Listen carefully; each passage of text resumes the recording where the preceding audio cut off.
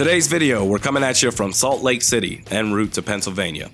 And I want to take this time to give the Minnesota Vikings the flowers that they rightfully deserve. I became a fan of this team in 2000 because of Randy Moss. And from that point on, the results were, outside of 2009, a team that consistently got in its own way. They could never break through that elite tier, or in rare instances when they did, 2017, the year would end in embarrassment. I've been waiting a long time to see a Minnesota Vikings team that would lay it all out on the field, that can really compete. You're either victorious or you get punched in the mouth and you grow from it. Week 2 against Philly was a clown show. Okay, when faced with a similar challenge, again on the road, this time in Buffalo, another MVP at quarterback, how do you respond? And Vikings of old, it's wash, rinse, repeat. We come up with new ways for how the Vikings have a shot here, only for us to look dumb again. But this time is different. First off, you have a head coach where, yes, he needs to work on quality play calling for 4 quarters in a game. But that aside, the players, you can tell they play their hearts out for this man. His leadership is remarkable. When you have a boss that you appreciate, it makes going to work easier. And the players, they don't just play for the coach, that's part of it, but they also play for each other. And that translates itself onto the football field. When the Bills got the ball back after the turnover on downs and the defense had one shot to make a play or else it's over, the way that they attacked the line of scrimmage, and I get that the Justin Jefferson catch, everyone wants to talk about that, rightfully so, greatest catch of all time. But that play loaded the box, pre-snap, it was intense as hell, but everybody stayed disciplined. Nobody jumped off sides. And then when the ball snapped, it was Clash of the Titans, no holds bar. Harrison Phillips did a nosedive straight for the ball underneath, everybody else over the top. 0 lanes for Josh Allen to work with. Fumble, recovery, Vikings, touchdown. I can watch that play all day long, and this isn't prisoner of the moment. I really mean this. That's one of the greatest plays I've ever seen from this team. And even Duke Shelley, just elevated from the practice squad. We're talking overtime here. Josh Allen picks at him right away, understandably so, throwing a pass to Dawson Knox and a clutch pass breakup. The swagger that he showed after that play, he's got to be feeling real good for himself, I'm sure, earning extra brownie points from the coaching staff. Blake Brandel held his own at left tackle with Christian Darrisaw out. TJ Hawkinson, he kept drives alive. Garrett Bradbury, he's playing great.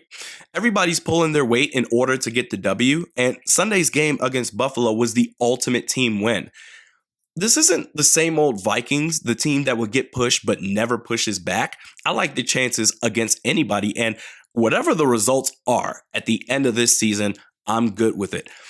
I'm so proud of this team. They're so fun, easy to root for, and it's not even about the record. It's the fact that they're tough as nails. I love this team.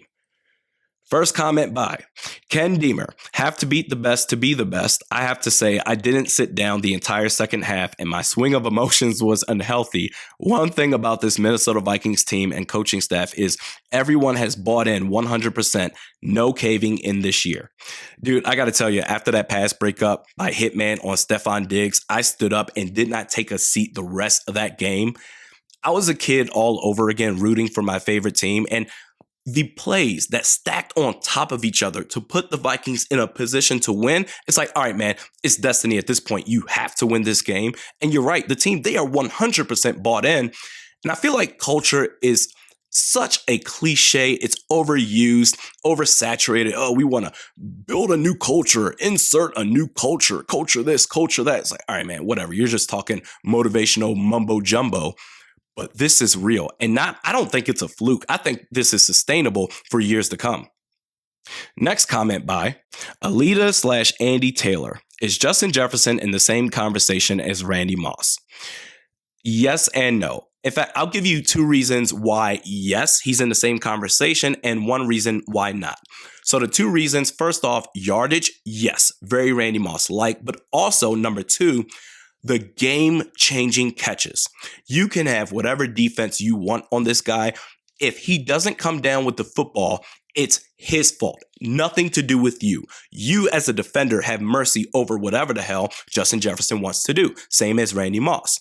The one but is, to where he's not in the same conversation, is Randy Moss was a touchdown machine. Justin Jefferson is not there yet.